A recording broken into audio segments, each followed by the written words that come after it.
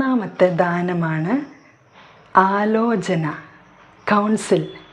നമുക്കെല്ലാ കാര്യങ്ങളും ദൈവവുമായിട്ട് ആലോചിച്ച് ചെയ്യാനായിട്ട് പറ്റണം. പരിശുദ്ധാത്മാവിൻ്റെ അടുത്തൊരു കൗൺസിലിങ്ങിന് പോകണം. പരിശുദ്ധാത്മാവിൻ്റെ കൗൺസിൽ സ്വീകരിക്കണം, ഉപദേശം സ്വീകരിക്കണം.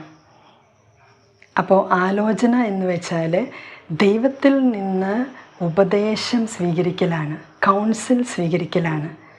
ചിലപ്പോഴൊക്കെ ദൈവത്തിൽ നിന്ന് നേരിട്ടും, ചിലപ്പോൾ നമ്മുടെ മനസാക്ഷിയിൽ പറയുന്ന സ്വരം കേട്ടിട്ടും, ദൈവം പറയുന്ന സ്വരം കേട്ടിട്ടും, ചിലപ്പോഴൊക്കെ അധികാരികളുടെ സ്വരത്തിലൂടെ, ചിലപ്പോഴൊക്കെ ആത്മീയമായിട്ട് നമ്മളെ ഗൈഡ് ചെയ്യുന്നവർ, അല്ലെങ്കിൽ ദൈവം ഓരോ സാഹചര്യത്തിലും നിയോഗിക്കുന്ന വ്യക്തികളിലൂടെ, അങ്ങനെയൊക്കെ ദൈവത്തിൻ്റെ ഉപദേശം നമുക്ക് തേടാനായിട്ട് സാധിക്കും.